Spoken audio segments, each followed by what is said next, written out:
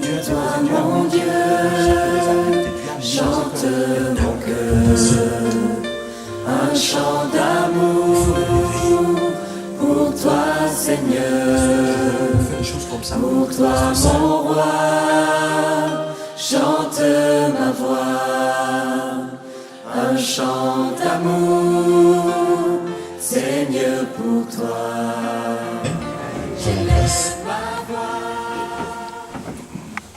Nous allons simplement introduire le message du jour et nous allons lire un passage dans Jean chapitre 10. Jean chapitre 10, et c'est une parole de Jésus. C'est la parabole qu'on appelle celle du bon berger. C'est dans ce chapitre où Jésus dit « Je suis le bon berger, je donne ma vie pour mes brebis, les brebis me connaissent par mon nom. » Jean 10. Vous savez, on a chanté « Seigneur, je veux voir ta gloire ». Et une des manières de voir la gloire de Dieu, c'est dans l'unité. Jean chapitre 10, nous lisons le verset 16.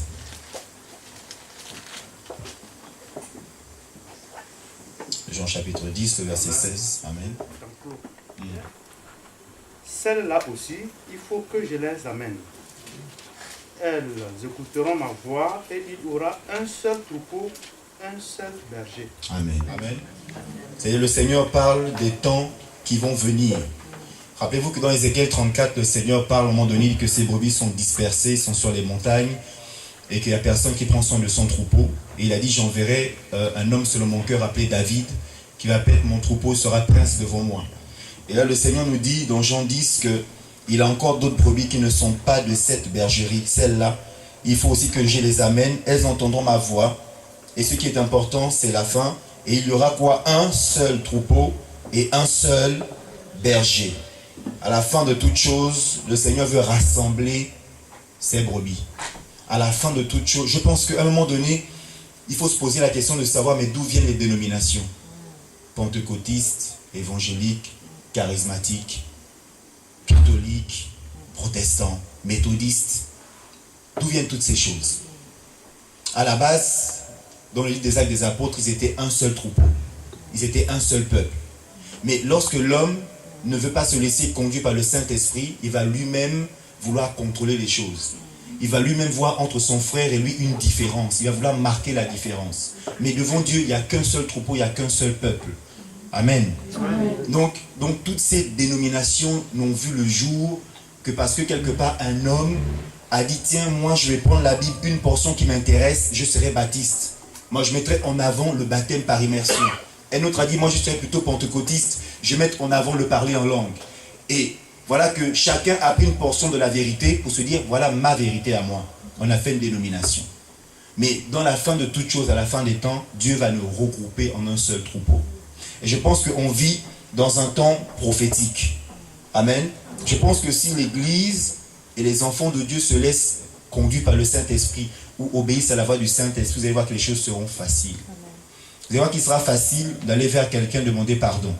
Il sera facile de considérer d'abord les intérêts d'autrui au détriment de mes intérêts à moi. Il sera facile de soutenir quelqu'un qui est dans le besoin au détriment de mes besoins à moi. Il serait facile, si je marche par le Saint-Esprit, à pouvoir pleurer avec ceux qui pleurent, mais réjouir avec ceux qui se réjouissent. Il serait facile de ne pas avoir de différence entre ma soeur et moi. Il sera facile de voir que pour le Seigneur, qu'on soit homme, qu'on soit femme, qu'on soit juif, qu'on soit grec, qu'on soit esclave, qu'on soit libre, c'est la même chose. En Christ, nous sommes tous libres. Amen. Et l'Église traverse un temps, je pense que durant toute la semaine de jeûne et prière, on est passé par le moment où le Seigneur a parlé au cœur de chacun. Et je pense que ce que nous vivons est une préfiguration des choses à venir. C'est que le Seigneur, petit à petit, au son de la voix de son esprit, est en train de pouvoir mettre les uns avec les autres, former un seul troupeau. Aux yeux du Seigneur, mes frères et mes sœurs, il n'y a pas de dénomination, il n'y a pas de pentecôtiste, méthodiste, charismatique, et que sais-je encore. Pour le Seigneur, il y a quelqu'un, il a dit à tous ceux qui ont cru. À tous ceux qui ont cru. Les évangéliques? Oh. Les pentecôtistes? Non. À tous ceux qui ont cru. C'est que parmi les catholiques, il y en a qui seront sauvés. Les charismatiques. Amen. C'est que parmi les musulmans, il y en a qui seront sauvés.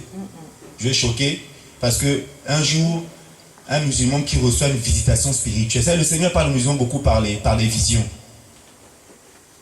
Il y a un musulman qui a témoigné à la télévision un jour qu'il était tellement dans sa doctrine à fond qu'un jour, alors qu'il cherchait réellement la vérité, il a eu une visitation dans sa chambre. Le Seigneur Jésus l'a visité en disant la vérité c'est moi. Il a lu son Coran, il a découvert qu'on parle de Issa et Issa c'est le fils de Dieu. Il a commencé à découvrir là-dedans qu'en fait cet homme est celui qu'on attend. Amen. Et voilà que donc parmi eux, il y en a qui se convertissent et aller en Kabylie, en Algérie, vous allez voir qu'il y a un grand mouvement de réveil qui est en train de s'opérer. Mais les autorités n'en parlent pas. Un jour, même le gouvernement algérien a voté une loi pour interdire la conversion des musulmans. Il a fallu que les États-Unis s'opposent à cela pour qu'on leur donne l'autorisation d'évangéliser, de vivre leur foi. Amen. Donc dans le monde entier, il y a des gens qui sont en train de vivre le réveil. Et au détriment de leur couleur de peau, au détriment de leur origine, au détriment de la religion qu'ils ont reçue dans leur enfance, ils sont en train de vivre quelque chose. Et le Seigneur, petit à petit, est en train de regrouper son peuple en un seul troupeau. Et ce que nous vivons aujourd'hui n'est que la préfiguration des choses à venir. Le Seigneur nous met ensemble pour dire, voilà ce vers quoi je vais tendre dans la fin des temps. Amen. Je pense qu'il faut arrêter de se dire, moi, je suis de l'église Le Rocher, moi je suis de l'église Béthanie. En fait, pour le Seigneur, il a dit dans 1 Corinthiens, quand il dit dans la semaine, mais il y en a qui disent qu'ils sont pour Paul, il y en a qui disent qu'ils sont pour Apollos, il y en a qui disent qu'ils sont pour Pierre, mais est-ce que Pierre est mort pour vous? Est-ce que Paul est mort pour vous? Est-ce que Apollos est mort pour vous? Est-ce que le pasteur Gérald est mort pour vous? Alléluia. Non, celui qui est mort pour vous, c'est qui? C'est Jésus-Christ de Nazareth. À lui seul, on doit la révérence. À lui seul, on doit l'adoration. À lui seul, on doit les adorations, les acclamations, tout ce qu'il faut. Parce que c'est lui qui est mort à la croix pour tes péchés. C'est lui qui a ouvert le porte du salut.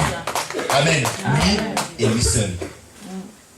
Mes frères, mes sœurs, nous sommes dans les temps derniers. Le diable est en train d'évangéliser à sa manière.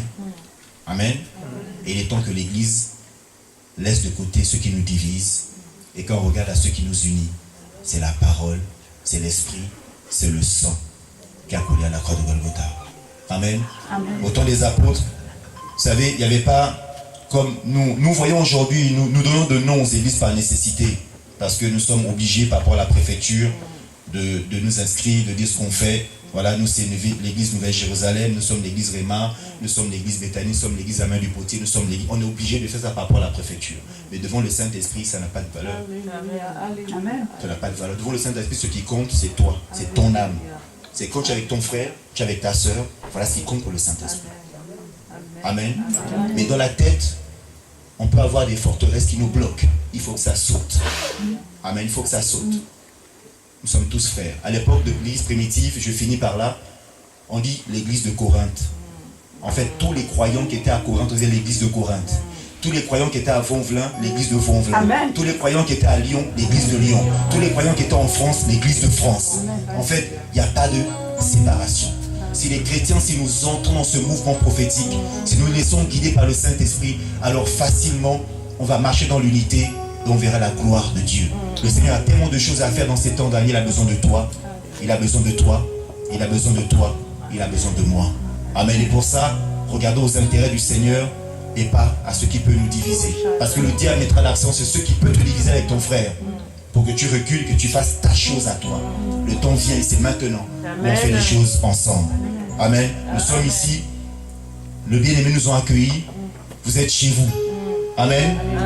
Ici, vous êtes chez vous. Ici, c'est votre maison.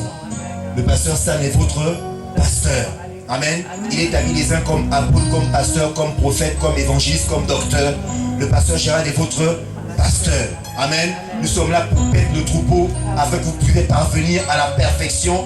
Que Christ en vous soit l'espérance de la gloire. Que quand on vous voit, on voit le Saint-Esprit. Quand on voit la gloire de Dieu. Quand on vous voit, on voit l'enfant de Dieu. L'Esprit du Seigneur est sur vous. Amen. Que le Seigneur vous bénisse. Je te dis merci pour ton amour, merci pour ta grâce. Merci pour ta miséricorde, merci pour tes bontés. Nous bénissons ton Saint-Nom. Merci de ce que tu nous as appelés pour servir à ta table, Seigneur. Regarde nos cœurs, regarde nos vies. C'est toi qui disposes de toutes choses, Seigneur. dispose nos cœurs ce matin. Qu'on n'écoute pas un homme, mais qu'on écoute l'Esprit de Dieu ce matin. Amen. Amen. Amen. Que Dieu vous bénisse ce matin. Je suis dans la joie parce que vous êtes là. Amen. Amen. Je suis dans la joie aussi parce que je suis là. Amen. Il est bon notre Dieu. Il fait toutes choses belles en son temps, pas au temps des hommes. Dieu a son temps, les hommes aussi ont leur temps. Amen. Amen. Mais ce qui importe, c'est de faire toutes choses en son temps. Au temps de Dieu. Amen. Pas au temps des hommes. Moïse a voulu faire les choses en son temps. Il a voulu ce que Dieu lui a dit. Il n'a pas compris. Il pense que sauver le peuple de Dieu, c'est commencer par terroriser les adversaires. Non. Les tuer. Voilà. Et puis il s'est mis dans un pétrin. Dieu a dit non, non, tu t'es mis dans un pétrin tout seul. Il faut que tu gères toi-même tout seul. Alléluia. Des fois, quand tu te mets dans le désert tout seul, c'est compliqué. Nous disons merci à Dieu ce matin pour ce qu'il a fait, pour cette semaine que nous avons passée. Tous ceux qui n'étaient pas là, mais qui ont quand même été en jeûne, mais que Dieu vous bénisse. Ceux qui voulaient jeûner, qui n'ont pas pu parce qu'ils sont en train de prendre des médicaments, ce matin, j'espère que Dieu va vous guérir. Alléluia. Amen. Amen. Dieu va vous guérir comme ça quand on dit de jeûner, parce que le jeûne, ça fait du bien à notre organisme. Alléluia. Amen. Ça permet d'enlever les impuretés aussi. Alors ce matin, j'aimerais qu'on voit quelque chose de très rapidement. Je me suis mis au point de la technologie. Amen. Amen. Alors c'est Dieu qui a créé la technologie. Ce ne sont pas les hommes. Il ne faut pas laisser le monde utiliser la technologie. Il faut amener la technologie aussi dans la maison de Dieu. Mais ce n'est pas la technologie qui enseigne. Amen. Mais c'est un outil que Dieu met à notre disposition. Alors ce matin, nous allons voir un passage que tout le monde connaît.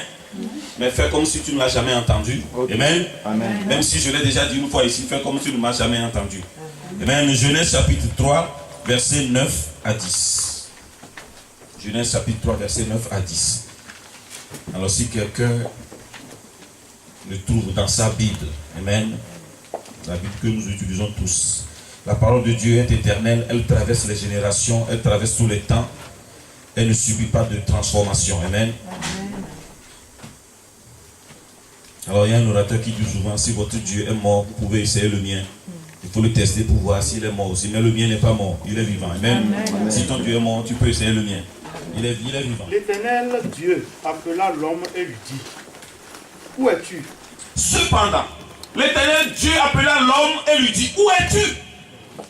Il répondit, j'ai entendu ta voix dans le jardin et j'ai eu peur parce que j'étais nu. Dieu appela Adam de son Adam, où es-tu?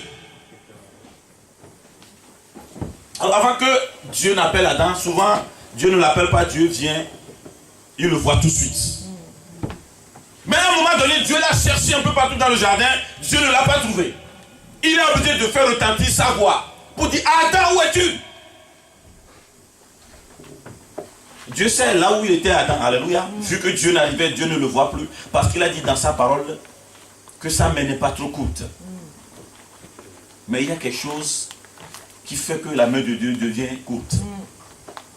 Dieu a fait retentir sa voix. Dieu fait retentir sa voix ce matin. Mon frère, ma soeur, où es-tu sur la terre? Alléluia. Il dit, où es-tu dans mon œuvre? Où es-tu sur la terre? Alors c'est un rappel à l'ordre personnel. Dieu l'a cherché. Dieu ne l'a pas trouvé. Pourquoi Adam se cachait? Adam se cachait pour ne pas répondre. Alléluia. Pour ne pas justifier de ce qu'il a fait.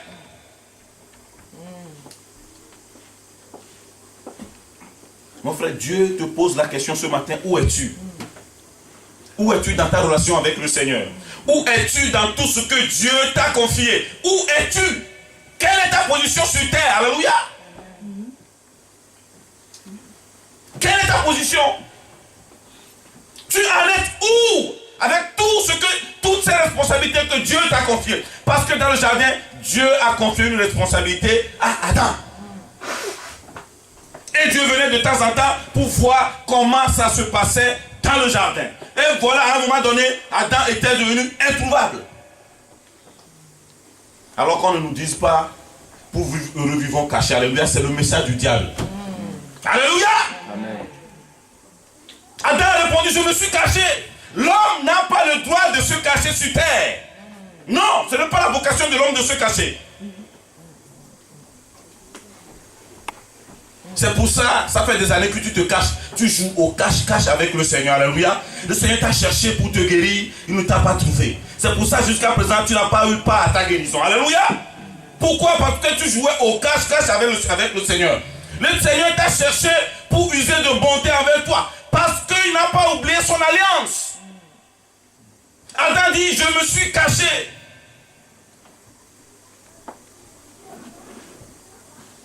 Alléluia.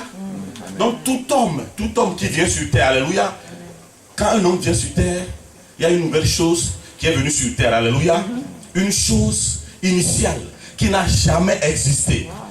Il n'y a pas deux Moïse, alléluia, il n'y a pas deux Josué, il n'y aura pas deux Stan, alléluia. En venant au monde, j'ai une mission spécifique. En venant au monde, tu as une mission spécifique. Mais tu dois reconnaître l'œuvre pour laquelle Dieu t'a appelé. Sinon, tu vas passer à côté de ta vie. Alléluia. Tout homme qui vient sur terre, alléluia, est venu pour quelque chose. Et cette chose n'a jamais existé. Même si aujourd'hui on t'appelle Moïse, ce n'est pas le Moïse de la Bible. Alléluia. Amen. Tu es un autre Moïse, tu as une autre mission. Même si aujourd'hui on t'appelle Joseph, tu es un autre Joseph. Alléluia. Tu n'as pas eu la même mission que le Joseph de la Bible. Non. Parce que si tu es venu pour quelque chose qui a déjà existé, ça veut dire que ton existence sur terre, c'est zéro. Il dit, Adam, où es-tu? Dieu t'appelle, Dieu t'interpelle ce matin. Étienne, où es-tu? Pierre, où es-tu? Christophe, où es-tu? Dieu veut rappeler à l'homme sa responsabilité. Adam se cachait. Parce qu'il sait que dans la vie, il avait une responsabilité, il doit répondre à ça.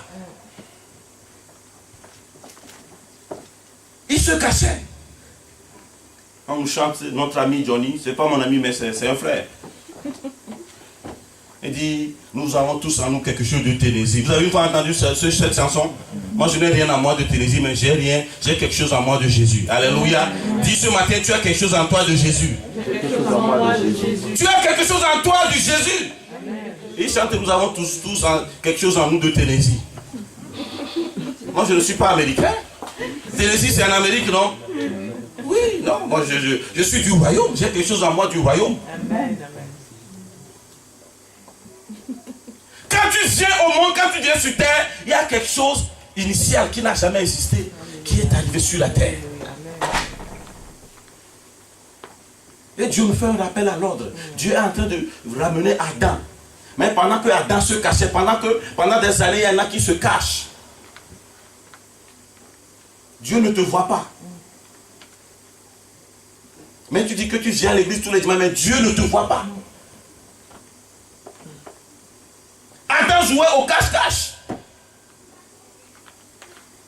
Pourtant, Dieu est omniscient. Alléluia, ça veut dire qu'il voit tout. Il est omniscient, mais à un moment donné, il ne voyait pas Adam. Il a crié, Adam, où es-tu? Dieu te pose la même question ce matin. Amen. Amen. On ne vient pas sur terre. Non. Je l'ai dit le dimanche dernier, même le seau troué a un rôle à jouer. Le seau troué, alléluia. Au moins avec ça, on peut arroser les fleurs.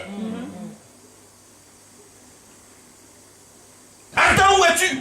Paul, où es-tu? Pierre, où es-tu? Dans mon œuvre, alléluia. Dieu a appelé chacun pour servir.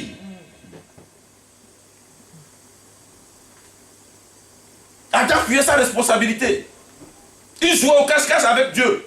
Si tu es ici, pendant des années, tu as joué au cache-cache avec le Seigneur, aujourd'hui tu dois changer, alléluia. La Bible dit que l'interdit ne soit pas avec vous. C'est bien beau. Dieu, nous voulons voir ta gloire, et oui. Il dit, mais la gloire ne sied pas un insensé. Alléluia. Pour voir la gloire de Dieu, il faut quelque chose. Il dit, tous sont péchés et sont privés de la gloire de Dieu. Mais le problème de l'église aujourd'hui, c'est le péché. Dans certaines églises, on n'a pas le droit d'en parler parce que quand tu en parles, les gens vont fuir. Alléluia. Les gens n'entendent pas parce que c'est ça, quand tu enlèves ça, tu verras la gloire de Dieu. Car tous sont péchés, sont privés de la gloire de Dieu. À un moment donné, Adam ne pouvait plus converser avec Dieu.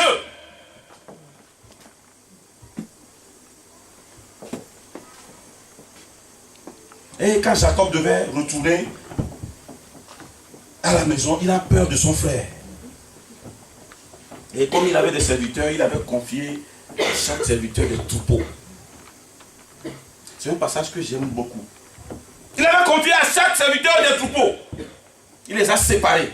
Il dit, au premier, il dit, si mon frère te rencontre et te pose la question, de qui es-tu? Où vas-tu?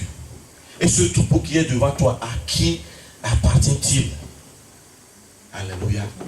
Mais cette même question, Dieu me le pose ce matin. Dieu te pose cette question ce matin. De qui es-tu? C'est-à-dire, quelle est ton origine? De qui es-tu? Quelle est ton origine? Où vas-tu? C'est-à-dire, quelle sera ta fin? Alléluia. Et ce troupeau qui est devant toi, il appartient à qui? Le troupeau ici, ne parle pas du pasteur. Hein. La responsabilité que Dieu t'a donnée, c'est un troupeau. Tu dois prendre soin. La mission que Dieu t'a confiée, tu dois protéger cette mission. Tu dois en prendre soin. Il dit, si mon frère te rencontre, te dit, à qui es-tu? De qui es-tu?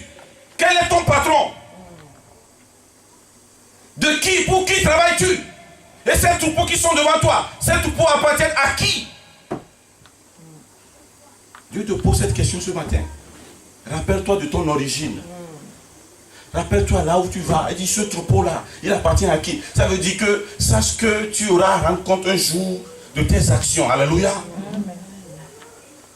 Nous n'allons pas vivre sur terre comme si nous n'avons pas une perspective éternelle. Ceux qui n'ont pas de perspective éternelle, ils disent, moi je suis venu au monde, demain c'est fini. Non.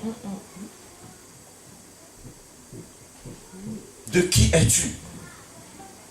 C'est-à-dire, quelle est ton origine?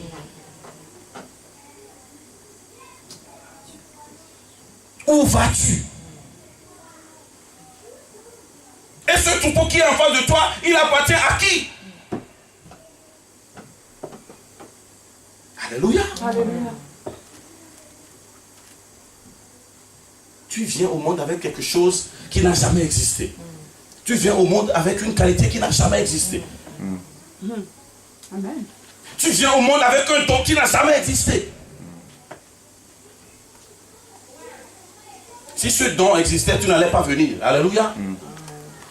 C'est parce que ce don, c'est parce que ce talent n'existe pas. Dieu veut combler ce vide et tu es arrivé.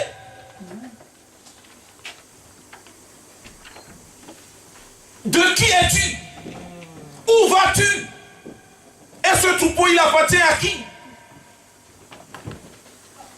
Alléluia. On va quand même le lire. Genèse 32, verset 17 à 18. J'aimerais qu'on lise les versions possibles. On va commencer par la version française courante. Genèse 32, verset 17 à 18. De qui es-tu? Quelle est ton origine? Où vas-tu? Il a remis à ses serviteurs, troupeau par troupeau séparément, et il dit à ses serviteurs,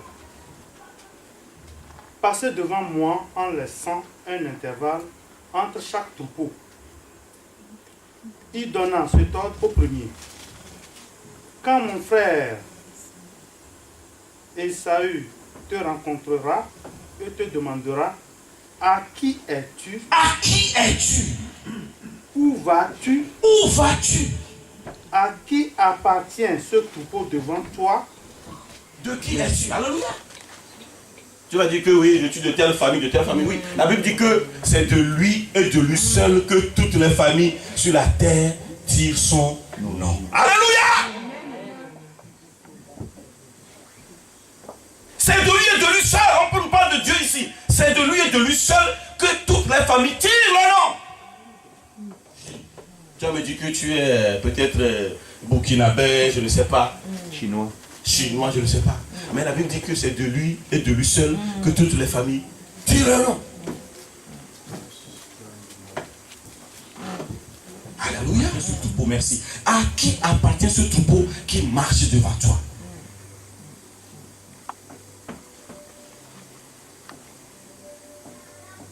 Dieu nous a donné des responsabilités. Il y en a qui pensent que Dieu nous a tous appelés. Amen. Dieu nous a tous appelés. Amen. Mais il a dit, il y a beaucoup d'appelés, mais peu d'élus. Parce qu'il y en a, on les a appelés, mais ils n'ont pas reconnu, ils ne savent pas ce qui est leur responsabilité, ce qu'ils doivent faire. Alléluia. Amen. Amen. Dieu ne nous a pas appelés à errer sur terre, à vivre comme des mendiants, parce que Dieu n'est pas un mendiant. Il nous a créés à son image, à sa ressemblance. Amen. On est là à marcher, la tête courbée. Non. Moi, quand vous allez me croiser dans la rue, vous n'allez pas me voir la tête courbée. Amen. Je marche tout droit, je regarde en face. Parce que la parole déclare que tout ce qui est courbé sera redressé. Amen. Tout ce qui est tordu sera redressé. De qui es-tu?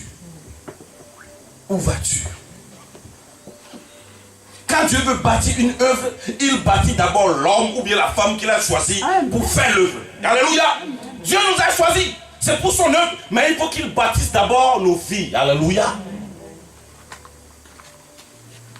Il a appelé Moïse. Mais il a d'abord bâti la vie de Moïse. Il a appelé Joseph. Il a d'abord bâti la vie de Joseph. Alléluia. Il bâtit d'abord l'homme qu'il a choisi. Avant de bâtir l'œuvre. Amen. Amen. Je l'ai dit ici une fois. Que j'aime beaucoup l'excellence parce que notre Dieu est un Dieu de l'excellence. David a compris quelque chose.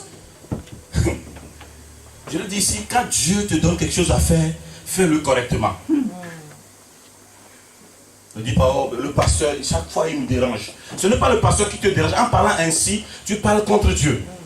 David avait compris qu'on lui a laissé derrière les troupeaux, même il chante au troupeau, les troupeaux le regardent comme ça. Alléluia.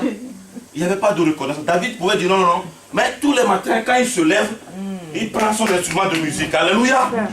Il est tout le temps, il est fidèle à ce qu'on lui a confié. Il jouait, même les moutons faisaient ben. David ne comprenait pas.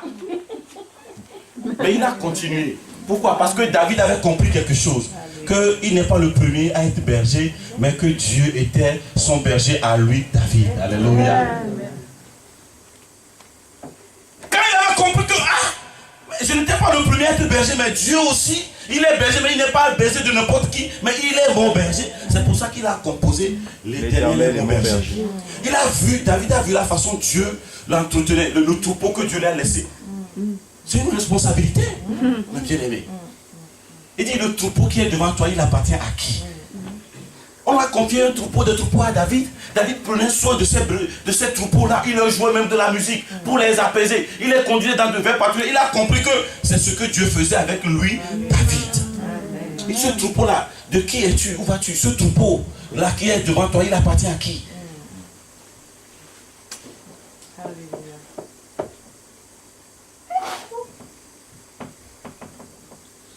Mon frère, ma soeur, si tu es amené à balayer, quand tu balayes, il faut que les gens passent et disent c'est qui a fait ça? Il faut qu'à travers ce que tu as fait, qu'on voit l'onction de Dieu. Alléluia. Amen. Si toi, tu as reçu l'onction de venir nettoyer, tu vas dire, les gens pensent que l'onction c'est ici. Non, il n'y a rien ici. Il n'y a rien ici. L'onction c'est dans ce que tu fais. Amen. Et que personne ne te voit. Personne ne voyait David à l'époque. Mais Dieu préparait David pour les grandes choses. Amen. Dieu préparait David pour les grandes choses. J'ai dit que si tu es mécanicien, travaille bien. Parce que Dieu, il a d'abord été mécanicien. Alléluia. Si tu es plombier, Dieu, il a été plombier avant toi. La façon dont tu le fais, imagine quoi si c'est Dieu qui était plombier, est-ce qu'il va travailler comme toi tu le fais? Alléluia. Et ce troupeau, en bas de toi, c'est qui te l'a confié?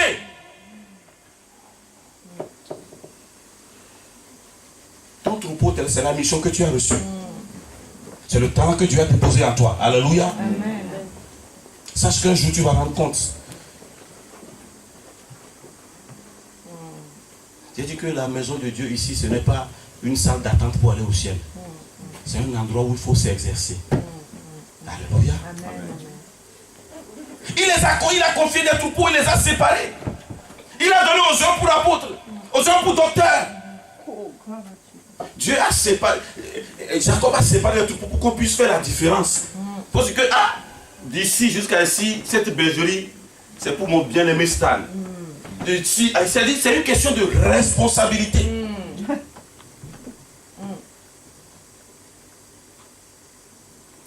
Dieu a dit ce passage on l'avait lu ici. Il a dit pour bâtir, pour construire le tabernacle. Il a appelé, comment l'appelle-t-on, Betsalel. Alléluia. Il a parlé nous de Betsalel. Il a appelé Betsalel. Il a dit j'ai appelé Betsalel. Je lui ai donné des talents. Mais il a appelé encore d'autres personnes. Il a dit des hommes habiles. Oliables.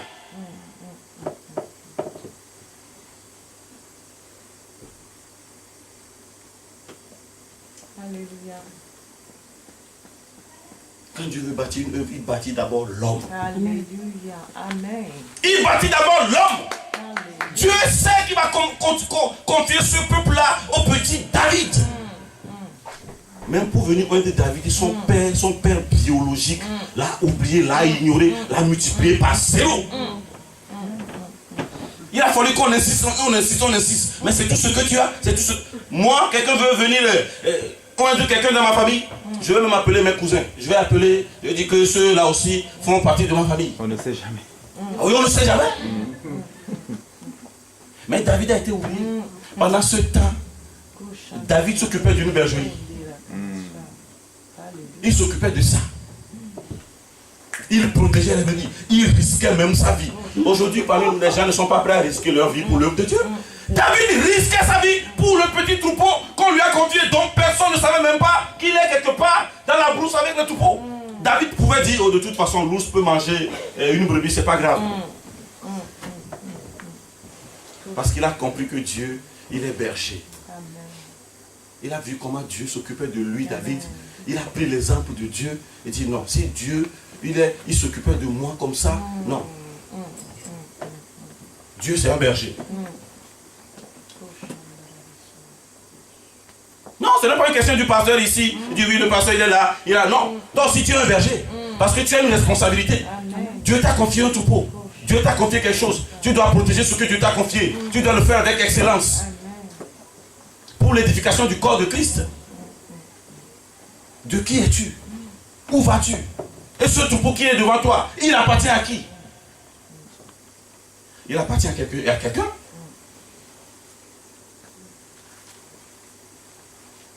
Il appartient à quelqu'un.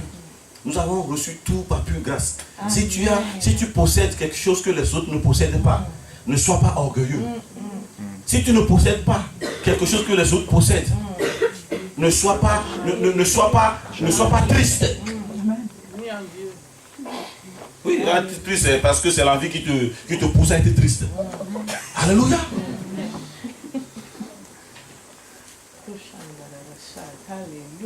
Quel est ce troupeau devant toi, mon frère? Alléluia.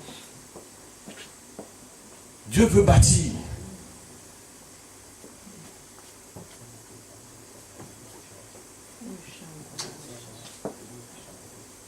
Mais c'est nous. Dieu ne va pas utiliser les moutons pour bâtir. Il veut utiliser toi qui es là-bas. Il veut t'utiliser.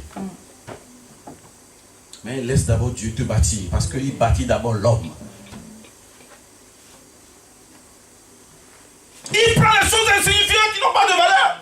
Qui peut imaginer que ce Jésus-là, qui est né parmi les moutons, qui peut imaginer que c'est le Messie? Il était né parmi les vaches, parmi les moutons. Les disciples à un moment donné ont demandé à Jésus, mais le royaume, il viendra comment? Il ne viendra pas à frapper les yeux, à faire des fracas. Il dit non.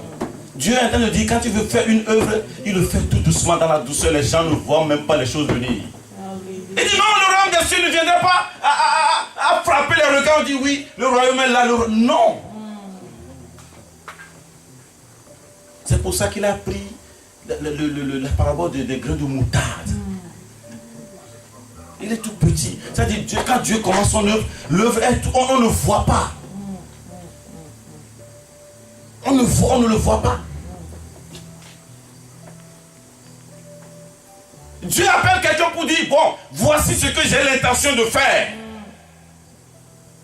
Dis Dieu, dans sa vision, voici ce que j'ai l'intention de faire. Mais Dieu ne va pas, si Dieu va te dire, Dieu te dit, tu vas aller à Belcou, il ne va pas te dire que tu prendras la ligne A, la ligne D, la ligne B. Si Dieu te dit tout, tu ne vas plus le considérer. Alléluia.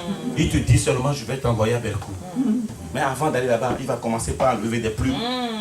Il enlève, il enlève, il enlève, il enlève, il enlève. Jusqu'à ce que quand tu arrives à Belcou, tu as la statue d'homme parfait. Jusqu'à ce que quand tu vas arriver à Belcou, tu arrives costaud. Tu es prêt pour le ministère, tu es prêt pour entrer dans la mission.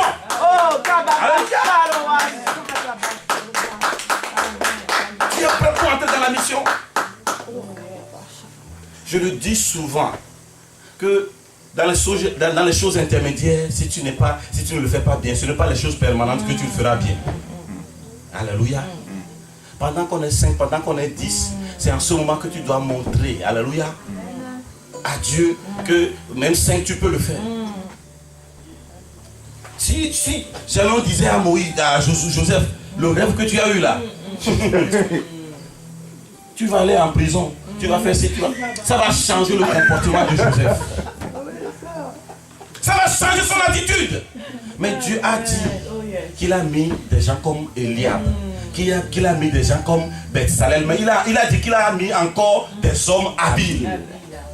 Mon frère, regarde comment Dieu te traite. Dieu te traite comme un homme habile. Dieu te traite comme un homme habile. Tu n'es pas obligé de venir prêcher ici, mais Dieu a déposé en toi quelque chose que le pasteur n'a pas. Amen. Dieu a mis en toi quelque chose d'inégalé avec ce que le pasteur... Non! Amen. C'est la vérité. Pourquoi Dieu t'a donné ça? Parce que Dieu a vu que dans le monde entier, dans tous les gens qui sont sur la terre, il n'y a personne qui avait ce talent-là. C'est pour ça que Dieu te l'a confié, pour l'édification de son corps. Alléluia. Amen. Amen. De qui es-tu? Tu n'as rien à voir avec quelque chose de Tennessee, non. Tu as quelque chose qui appartient à Dieu. Amen. Mais pourquoi Dieu viendra un jour nous demander des comptes? C'est parce qu'il nous a donné, il nous a confié quelque chose. C'est parce qu'il nous a confié quelque chose, c'est pour ça qu'il viendra demander des comptes.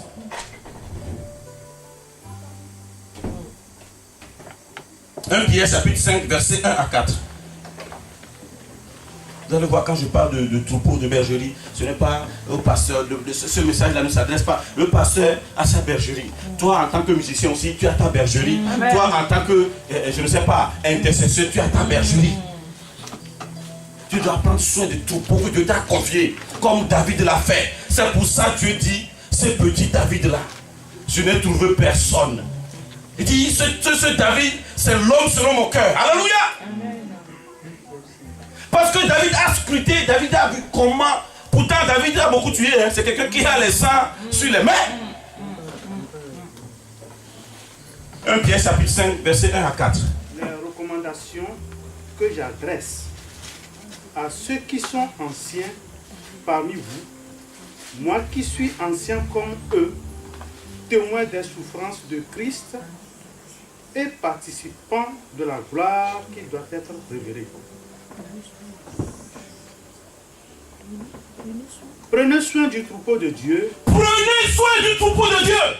Qui est sous votre garde. Qui est sous votre garde. En veillant sur lui. En veillant sur lui. Non par contrainte, mais de bon gré, selon Dieu. Faites-le non par recherche d'un gain. Alléluia. Mais avec dévouement, non en dominant sur ceux qui vous sont confiés, mais en étant les modèles du troupeau. En étant les modèles du troupeau. Ainsi, lorsque le souverain berger... nous tous on a un berger. Vous recevrez la couronne de gloire qui ne perd jamais son éclat. Amen. Alléluia. Il dit, faites les choses, non pas pour des gains.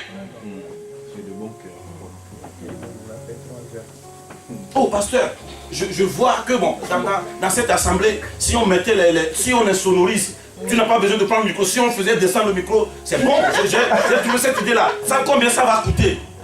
Je veux le faire. Amen.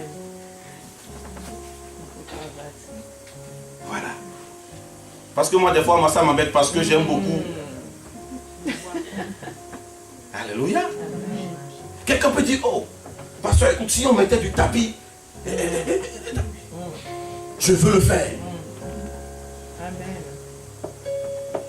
Parce qu'il y en a, ils ont ce don-là. La Bible, ils ont reçu le don de la libéralité. Amen. C'est un don aussi. Il donne, il ne regarde pas. Ne dites pas ce matin que le pasteur, je ne demande jamais, ne dites pas que le pasteur est en train de nous convaincre. Non. Si Dieu te convainc, c'est Dieu qui convainc. Si tu es convaincu, fais-le. Amen. Ne fais pas parce que, oui, cet homme l'a dit. Non, si tu le fais, il n'y a rien qui se passera. Alléluia. Il y a un troupeau devant toi. David a tellement chanté au brebis que maintenant, il doit aller chanter au roi qui est un peu troublé. Alléluia. Il vient chanter avec sa chanson, ça calme le fou. Oui, le roi était troublé, on dit, David vient jouer seulement. Mon frère, tu es habile. Amen. Ma soeur, tu es habile. Amen. Non, même si les gens te considèrent comme un seau troué, non, tu peux arroser les fleurs. Ne te vois pas comme les hommes te voient, parce que Dieu, lui, ne te voit pas comme ça. Ne te vois pas comme les hommes te voient. Dieu, il ne te voit pas comme ça. Afin de tenir compte des regards des gens, tu te limites. Afin de tenir compte des regards des gens, tu ne peux pas faire ce que Dieu, ce pourquoi Dieu t'a appelé sur terre. Amen. Le royaume commence tout petit, c'est ce que Dieu est en train de dire. Moïse qui est appelé à délivrer le peuple, regardez comment Moïse est né, regardez dans quelles conditions. Le royaume commence tout petit. On ne le voit même pas à l'œil nu, ce n'est pas visible. Mais Dieu a déposé, Dieu a mis dans chacun des habiletés, Dieu a mis dans chacun des talents, des potentiels. Il faut les réveiller. Parce que moi je vois qu'on peut faire les choses comme ça. Parce que ça, on n'a pas besoin de ça.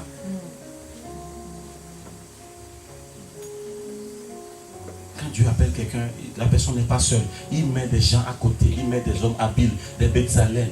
Il met des gens à côté. Parce qu'il sait qu'il en a distribué.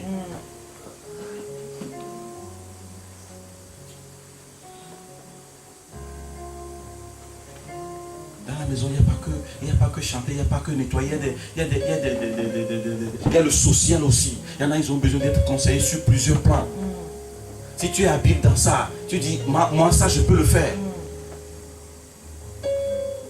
Est-ce que tu peux aider les gens dans leur problème de papier? Est-ce que tu peux le faire? Est-ce que tu connais qu'est-ce que tu peux faire?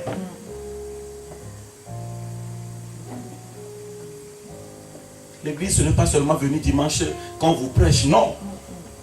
Dieu veut bâtir d'abord notre vie, alléluia. Amen. Afin qu'il y ait du sel là-dedans. Donc ne vous cachez pas. Adam jouait le cache-cache avec Dieu. Dieu ne peut pas l'utiliser.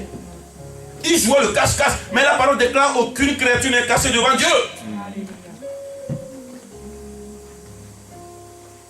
Donc à partir d'aujourd'hui, si on te demande de qui es-tu, il faut que tu sois capable de répondre. Quand on te demande où vas-tu, il faut que tu sois capable. Alléluia. Amen. Nous allons lire notre dernier passage.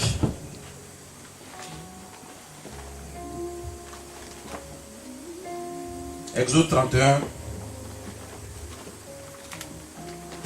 versets 2 à 6. Le royaume des cieux ne viendra pas frapper les regards. On ne dira pas, il est ici, il est là. Sache que j'ai choisi Bezalel, fils d'Uri. Dieu est en train de dire ce matin, sache que je t'ai choisi. Amen. Fils d'Uri et petit-fils de Hur de la tribu de Juda. Je l'ai rempli de l'Esprit de Dieu.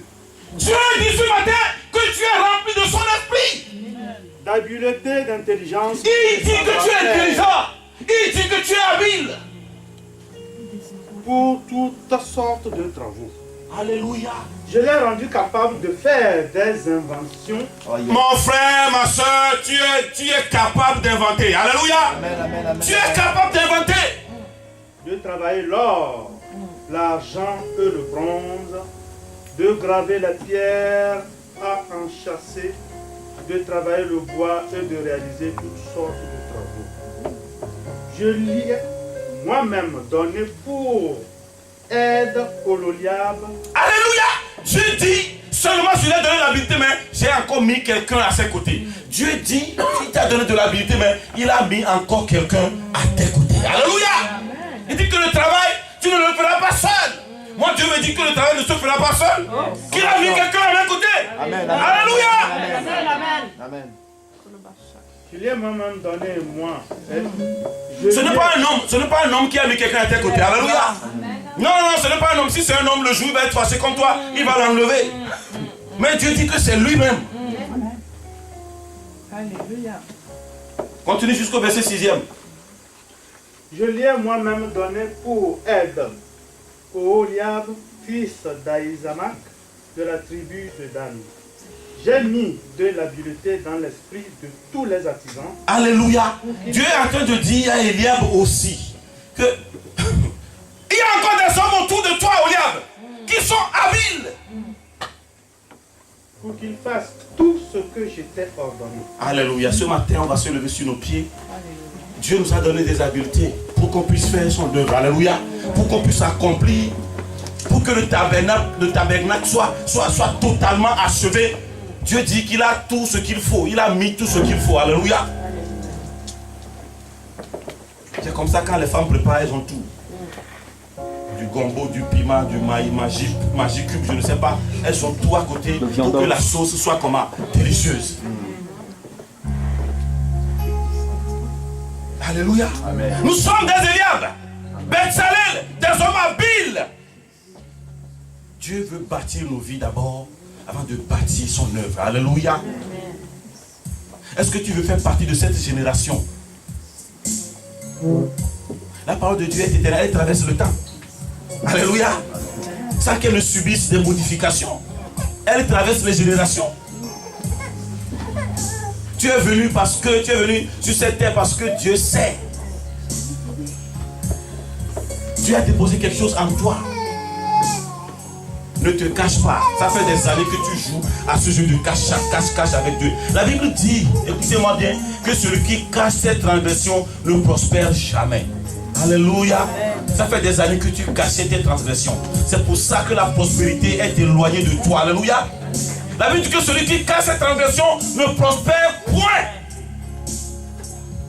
Il dit que l'interdit n'habite pas au milieu de vous. Parce que l'interdit empêche Dieu de manifester sa gloire. Élève ta voix ce matin. Tu es Bezalel. Tu es ce dont Dieu, tu es celui-là dont Dieu fait mention dans sa parole. Tu es celle-là dont Dieu fait allusion dans sa parole ce matin. Nous avons compris, Seigneur, de qui nous sommes. Nous avons compris là où nous allons, Seigneur. Nous avons compris, Seigneur, ce troupeau que tu as mis devant nous, que tu nous as confié, Seigneur. Et tu as dit dans ta parole, la seule chose qu'on demande d'un serviteur, c'est qu'on le trouve fidèle, Seigneur. Merci pour l'habileté, Seigneur, que tu nous as donnée. Merci pour les talents que tu nous as donnés pour ton œuvre, Seigneur. Nous te disons merci pour ta parole et que ton nom soit béni. Amen.